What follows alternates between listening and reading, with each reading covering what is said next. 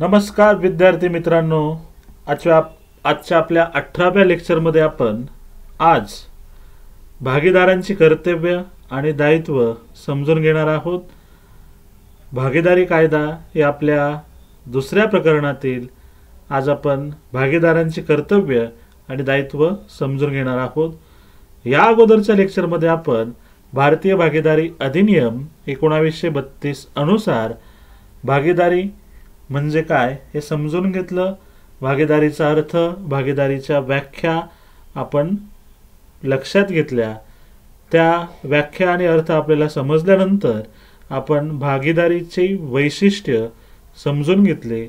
भागीदारीची वैशिष्ट्ये आपल्याला लक्षात आल्यानंतर आपण भागीदारांचे प्रकार, भागीदारांचे हक्क आपल्या लेक्चर नंबर 17 मध्ये समजून घेतले आणि मला खात्री आहे ते सर्व आपल्याला समजले असतील। चला तर मग आज बघूया भागीदारांची कर्तव्य आणि दायित्व।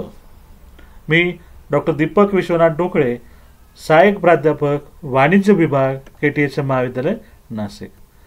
भागीदारांची कर्तव्य नंबर 1, एकमेकांशी दृढ विश्वास ठेवणे। भारतीय भागीदारी अधिनियम 1932 कलम 9 अन्वय भागीदारी संस्थेतील भागीदारांनी परस्परांविषयी निष्ठा व दृढ विश्वास बाळगला पाहिजे। एकमेकांशी निष्ठावंत राहून प्रामाणिकपणे व योग्य प्रकारे वर्तन केले पाहिजे। आणि सर्वात महत्त्वाचे म्हणजे भागीदारी संस्थेचा व्यवसाय भागीदारीच्या अधिकाधिक लाभासाठी व सर्वांच्या हितासाठी चालविला पाहिजे। नंबर 2, आपली कर्तव्य परिश्रमपूर्वक पार पाडणे। भारतीय भागीदारी अधिनियम 1932 कलम 12 आणि कलम 13 अनुसार भागीदारी संस्थेत भागीदाराने स्वतःची कर्तव्य काळजीपूर्वक पार पाडली पाहिजे। ती पार पाडताना आपले कौशल्य, निर्णयशक्ती, अनुभव व अंदाज यांचा योग्य वापर केला पाहिजे। म्हणजेच प्रत्येक भागीदाराने भागीदारीच्या कारभारात योग्य लक्ष घालून काम केले पाहिजे। नंबर 3, नुकसान भरपाई करून देणे। भारतीय भागीदारी अधिनियम 1932 कलम 10 अन्वय भागीदाराचे मूलभूत कर्तव्य म्हणजे भागीदारीचा कारभार प्रामाणिकपणे चालविणे हे असते। परंतु जर एखाद्या भागीदाराच्या फसवणुकीच्या व्यवहारामुळे किंवा कपटामुळे भागीदारीला नुकसान होत असेल तर त्याची भरपाई करून देण्याची जबाबदारी त्या भागीदारावरच राहील।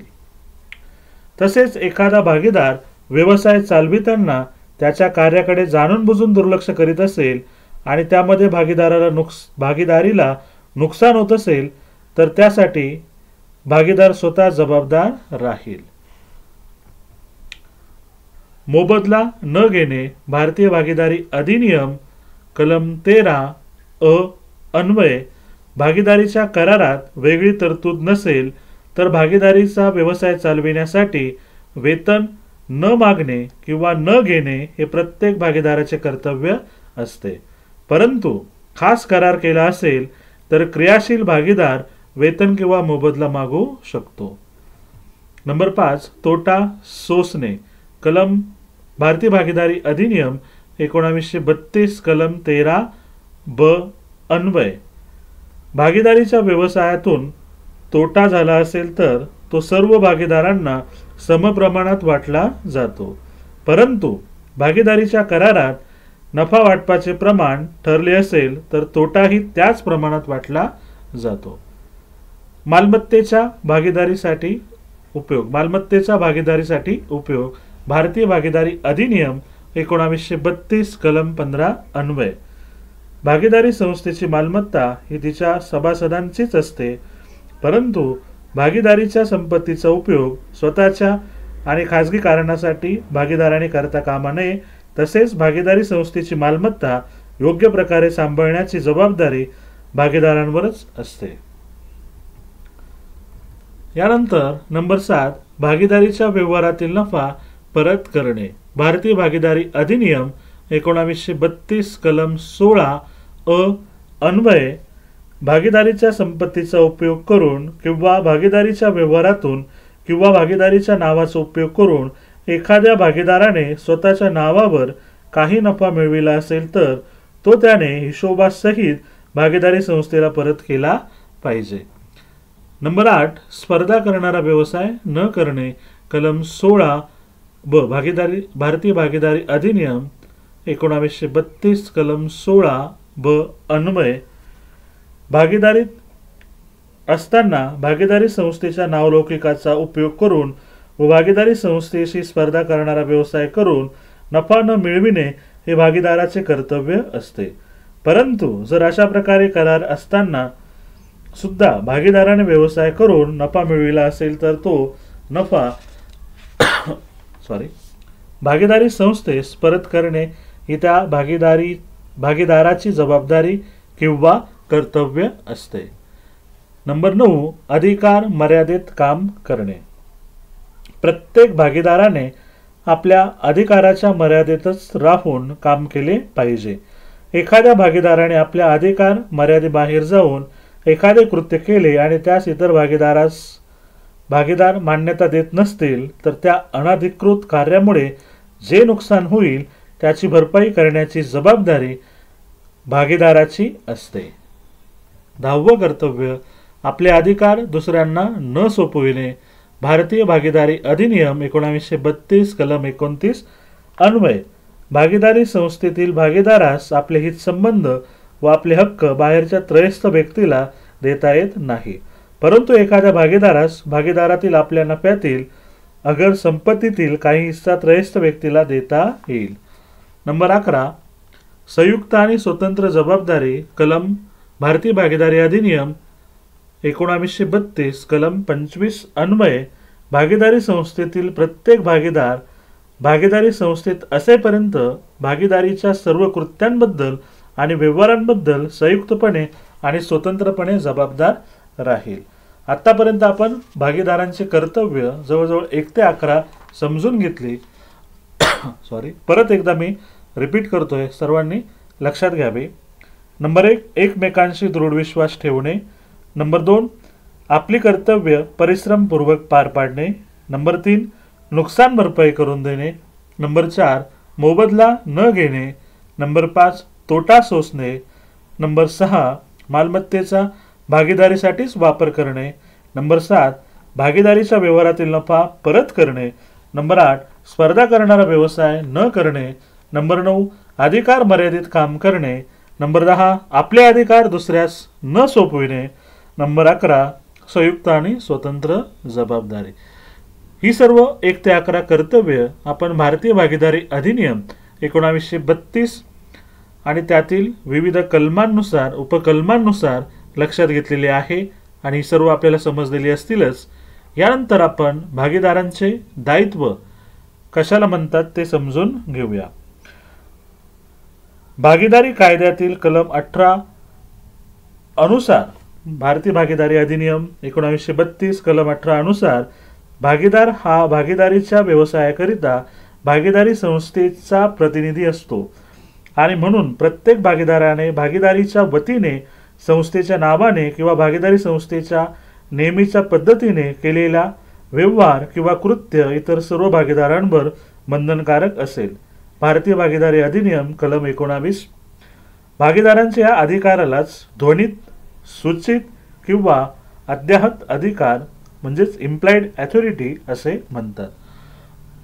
त्यामध्ये ध्वनित अधिकार, भागीदारांचा स्पष्ट अधिकार भागीदारीच्या करारात स्पष्टपणे नमूद केलेले असतात, परंतु भागीदारी कायद्यात ध्वनित किंवा सूचित अधिकारांमध्ये भागीदारांची कोणती कार्ये येतात याचा स्पष्ट उल्लेख करण्यात आलेला नाही.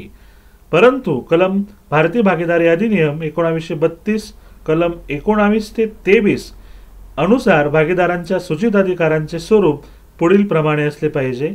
नंबर 1, भागीदाराने कोणताही व्यवहार हा भागीदारी संस्थेच्या नावावरच केला पाहिजे किंवा भागीदारी संस्थेशी संबंधित असाच केला पाहिजे, तरच तो इतर भागीदारांवर बंधनकारक राहतो. नंबर 2, भागीदारी संस्था ज्या प्रकारचा व्यवहार किंवा व्यवसाय करते तो सर्वसाधारण पद्धतीने चालविण्यासाठीच भागीदारांनी कृत्य केले असले पाहिजे. नंबर 3, भागीदारांनी केलेला व्यवहार भागीदारी संस्थेच्या अधिकारात असला पाहिजे. वरील 3 कसोट्यांचे पालन झाले तर तो व्यवहार भागीदारांवर बंधनकारक ठरतो, अन्यथा तो व्यवहार ज्या व्यक्तीने केला असेल त्यालाच त्या व्यवहाराची जबाबदारी घ्यावी लागते, त्यालाच तोटा सहन करावा लागतो व देणेही द्यावे लागते. ध्वनित किंवा सूचित अधिकारांची काही उदाहरणं आपण बघूया. नंबर 1, संस्थेच्या वतीने दैनंदिन व्यवहारात मालमत्ता खरेदी करणे. नंबर 2, संस्थेच्या वतीने मालाची विक्री करणे. नंबर 3, ऋणकोकडून संस्थेला मिळणारे पैसे स्वीकारणे व त्याची पावती देणे. नंबर 4, धनकोला संस्थेच्या वतीने पैसे देणे. नंबर 5, संस्थेसाठी कर्मचारी वर्ग नियुक्त करणे. नंबर 6, संस्थेची बाजारातील पत सांभाळून कर्ज मिळविणे. नंबर 7, चलनक्षम दस्तऐवजांचे हस्तांतरण व पृष्ठांकन करणे. नंबर 8, कायदेशीर सल्लागारामार्फत संस्थेची वसुली करणे. नंबर 9, कर्ज घेण्यासाठी संस्थेची मालमत्ता तारण देणे. वरील सर्व विवेचनावरून ध्वनित किंवा सूचित अधिकारांचा अर्थ आपल्याला लक्षात आला असेलच. हा अधिकार भागीदारी संस्थेच्या व्यवसायाच्या स्वरूपाशी तसेच व्यवसाय करणाऱ्या नेहमीच्या पद्धतीशी संबंधित आहे. यानंतर आपण बघतोय ध्वनित अधिकाराचे अपवाद. ध्वनित अधिकारामध्ये काही कृत्य किंवा व्यवहार समाविष्ट होत नाहीत. म्हणजे जसे काही व्यवहार आहेत की ते भागीदारांना आपल्या नावाने करता येत नाही, असे व्यवहार भारतीय भागीदारी अधिनियम 1932 कलम 19 उपकलम 2 मध्ये देण्यात आलेले आहेत. ते आपण पुढील प्रमाणे बघूया. नंबर 1, भागीदारीच्या व्यवसायाशी संबंधित तंटा किंवा विवाद लवादाकडे सोपविणे. भागीदाराने भागीदारी संस्थेतर्फे आपल्या नावाने बँकेत खाते उघडणे. नंबर 3, भागीदारी संस्थेला ऋणकोकडून येणे रकमेबाबत तडजोड करणे किंवा भागीदाराने दाखल केलेल्या दाव्यातून सूट देणे. नंबर 4, भागीदारी संस्थेने न्यायालयात दाखल केलेला दावा काढून घेणे. नंबर 5, भागीदारी संस्थेविरुद्ध दाखल केलेल्या दाव्यामध्ये जास्त पैसे देण्याची जबाबदारी स्वीकारणे. नंबर 6, भागीदारांच्या वतीने स्थिर किंवा अचल मालमत्ता खरेदी करणे. नंबर 7, भागीदारीची स्थिर किंवा अचल मालमत्तेत हस्तांतरण करणे. नंबर 8, भागीदारी संस्थेच्या वतीने दुसऱ्या अन्य भागीदारी संस्थेत प्रवेश घेणे. वरील सर्व अधिकार हे ध्वनित अधिकार क्षेत्राच्या बाहेरील व्यवहार आहेत. असे व्यवहार भागीदार एकटा स्वतंत्रपणे करू शकत नाही आणि तरी सुद्धा ते केले तर ते भागीदारी संस्थेवर बंधनकारक राहत नाही. त्यामुळे होणारे नुकसान त्या संबंधित भागधारकाला भरून द्यावे लागते. यानंतर त्रयस्थ व्यक्तीच्या दृष्टीने दायित्व. त्रयस्थ व्यक्तीला किंवा पक्षाच्या दृष्टीने भागीदारीची जबाबदारी पुढील प्रमाणे असते. नंबर 1, यात पुढील प्रमाणे 9 प्रकारे दायित्व स्पष्ट करता येईल. त्रयस्थ व्यक्तीच्या दृष्टीने दायित्व. नंबर 1, ध्वनिक अधिकार क्षेत्रातील व्यवहार भारतीय भागीदारी अधिनियम 1932 कलम 20 अन्वये भागीदारी संस्थेतील भागीदार आपापसात करार करून कोणत्याही भागीदाराच्या ध्वनित अधिकारावर बंधने घालू शकतात किंवा त्याला विस्तृत ध्वनित अधिकार देऊ शकतात. अशा प्रकारे अधिकार दिल्यास त्या भागीदाराचे कृत्य, व्यवहार व करार इत्यादी भागीदारी संस्थेवर बंधनकारक असतो. नंबर 2, भागीदारी संस्थेच्या वतीने प्रतिनिधित्व भारतीय भागीदारी अधिनियम 1932 कलम 23 अनुसार भागीदारी संस्थेमध्ये भागीदारी संस्थेच्या प्रतिनिधी म्हणून काम करताना किंवा भागीदार म्हणून काम करीत असताना भागीदाराने जर एखादी जबाबदारी स्वीकारली किंवा निर्माण केली तर तो भागीदारी संस्थेच्या विरुद्ध पुरावा होतो. परंतु अशा प्रकारची जबाबदारी ही भागीदारी संस्थेच्या व्यवसायाच्या नेहमीच्या व्यवहाराबाबत असली पाहिजे. थोडक्यात जर एखाद्या भागीदाराने भागीदारी संस्थेच्या वतीने प्रतिनिधित्व केले तर त्याने प्रतिनिधित्वाच्या मर्यादेत राहूनच संस्थेसाठी व्यवहार केलेला असला पाहिजे, तरच तो संस्थेवर बंधनकारक असतो, अन्यथा ती त्याची वैयक्तिक जबाबदारी ठरते. नंबर 3, सक्रिय भागीदाराला नोटीस. भारतीय भागीदारी अधिनियम 1932 कलम 24 अनुसार भागीदारी संस्थेच्या क्रियाशील किंवा सक्रिय भागीदाराला ॲक्टिव्ह पार्टनर भागीदारी संस्थेच्या व्यवहाराबाबत त्रयस्थ व्यक्तीने नोटीस पाठविली असेल तर ती सूचना सर्व भागीदारांना मिळाली असे गृहीत धरण्यात येते. त्यामुळे ती सूचना सर्व भागीदारांवर बंधनकारक असते असे भागीदारी कायदा कलम 24 मध्ये नमूद करण्यात आलेले आहे. परंतु त्यासाठी खालील अटींची पूर्तता व्हावी लागते. एखाद्या निष्क्रिय किंवा शांत भागीदाराला त्रयस्थ व्यक्तीची सूचना पाठविल्यास ती इतर भागीदारांवर बंधनकारक नसते. अशा प्रकारची सूचना प्रत्यक्ष सूचना असली पाहिजे, रचनात्मक सूचना असता कामा नये. भागीदाराने स्वतःच लबाडी, कपट किंवा फसवणूक करून संबंधित सूचना स्वतःजवळ ठेवलेली असल्यास तशा प्रकारची सूचना दिली नाही असे समजले जाते. नंबर 4, संयुक्त व वैयक्तिक जबाबदारी. भारतीय भागीदारी अधिनियम 1932 कलम 25 अनुसार भागीदार हा संस्थेच्या वतीने काम पाहतो, म्हणून जेव्हा तो संस्थेच्या वतीने व्यवहार करीत असतो तेव्हा त्या संस्थेचा प्रत्येक सभासद हा त्रयस्थ व्यक्तीला स्वतंत्ररित्या जबाबदार असतो. अशा वेळी भागीदारी संस्थेच्या प्रत्येक भागीदाराचे कृत्य हे भागीदारी संस्थेवर कायद्याने बंधनकारक ठरते.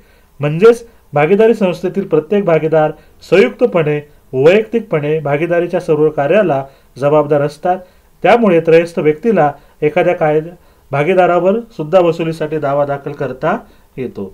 नंबर 5, भागीदारीची जबाबदारी. भारतीय भागीदारी अधिनियम 1932 कलम 26 अनुसार भागीदारी संस्थेच्या व्यवसायाबाबतचे नेहमीचे व्यवहार करताना भागीदाराच्या अयोग्य अथवा चुकीच्या कृत्याचा किंवा निष्काळजीपणामुळे त्रयस्थ व्यक्तीचे किंवा पक्षाचे नुकसान झाले तर ते भरून देण्याची जबाबदारी संबंधित भागीदारांवर तर राहीलच, पण त्याचबरोबर भागीदारी संस्थाही त्यास जबाबदार राहील. संस्थेच्या मालमत्तेचा गैरवापर. भारतीय भागीदारी अधिनियम 1932 कलम 27 अनुसार भागीदारीचा व्यवहार करीत असताना एखाद्या भागीदाराने स्वतःच्या अधिकारात त्रयस्थ व्यक्तीकडून किंवा पक्षाकडून संपत्ती अथवा पैसा मिळवला असेल व त्याची अफरातफर केली असेल तर तेवढी संपत्ती अथवा पैसा भरून देण्याची जबाबदारी भागीदारी संस्थेवर येते. परंतु सर्वसाधारण परिस्थितीत जर भागीदारी संस्थेकडे त्रयस्थांकडून संपत्ती किंवा पैसा आला असेल आणि तिचा भागीदाराने गैरवापर केला असेल तर तेवढी संपत्ती किंवा पैसा भरून देण्याची जबाबदारी भागीदारी संस्थेवर राहील. नंबर 7, निवृत्त भागीदार.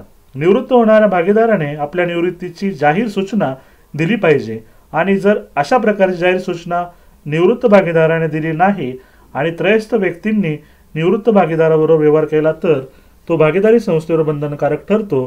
परंतु जर निवृत्त भागीदाराने आपल्या निवृत्तीची जाहीर सूचना देऊनही त्रयस्थ व्यक्तीने संबंधित भागीदाराचे कायदेशीर अस्तित्व आहे असे समजून व्यवहार केल्यास तो व्यवहार व त्या संबंधीची जबाबदारी भागीदारी संस्थेवर बंधनकारक ठरत नाही.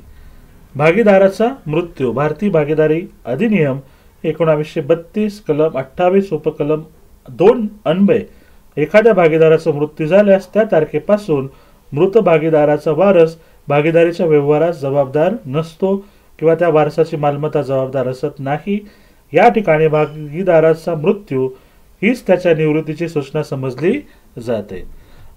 नंबर 9, विसर्जित भागीदाराचे भागीदार.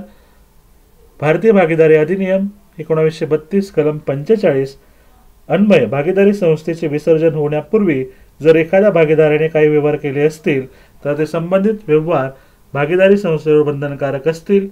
परंतु भागीदारीच्या विसर्जनाची जाहीर नोटीस दिल्यानंतर केलेल्या व्यवहारांबद्दल भागीदार स्वतःच जबाबदार असेल.